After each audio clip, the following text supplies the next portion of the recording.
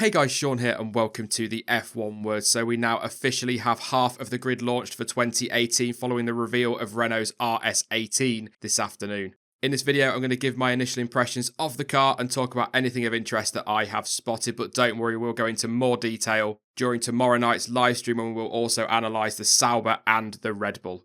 Let's start with that livery then. Absolutely stunning. I love that livery. I don't know if that's the actual final livery they're going to go with for 2018. It is very black and it does look as though they're trying to hide something, or at least make it look like they're trying to hide something. But I'm really hoping that livery sticks for the season because I think it's such an improvement on last year.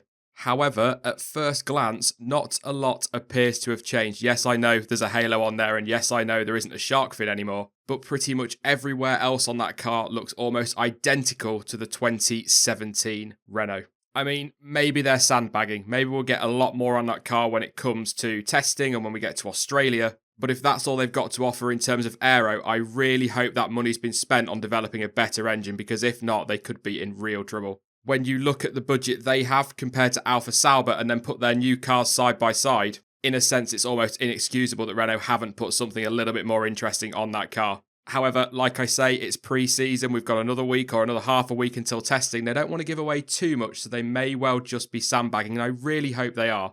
Looking from the front of the car though, what I will say has changed quite dramatically are the intakes, the air intakes on the side pods. Not quite as small as the Red Bulls, or as different as, say, the Alfa Saubers, but they are very, very different to the RS17.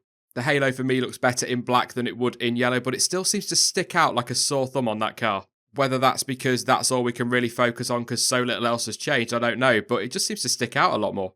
The barge board is pretty much identical to last year's RS17 version, and even what I call the second barge board isn't much different to last year's in terms of shape, although there are a few slats in there, which I guess is something.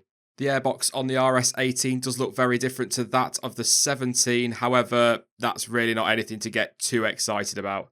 And to be honest, that kind of sums up this car. When you first see that livery in a first shot, you think, wow, this looks awesome. They've really gone to town here. And then when you actually start to look around the car, put it side by side with the RS17, it's almost identical in some areas. So I just can't help but feel that they're sandbagging, they're hiding something, they'll bring something completely different to testing. Obviously, there's not a lot they can do when it comes to the chassis, but I fully expect to see more aero strapped on that car when we get to Barcelona and then eventually when the cars arrive in Australia. I would be very surprised if that wasn't the case.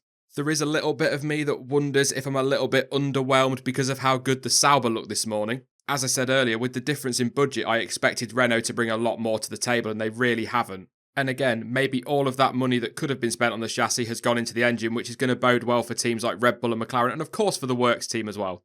Who knows what Renault have got up their sleeves when it comes to aero and new parts for the car. We will find out in Barcelona. I'm just hoping there's something, because although I'm sure they haven't, right now it just looks like they've repainted the 2017 chassis. However, I will go through all the images that I've got, and I'm sure Jonty will do the same, and we will go over it in a lot more detail during tomorrow night's live stream, along with, as I said before, the Red Bull and the Alfa Sauber. Which, by the way, the more I look at it, the more I fall in love with it. Beautiful car.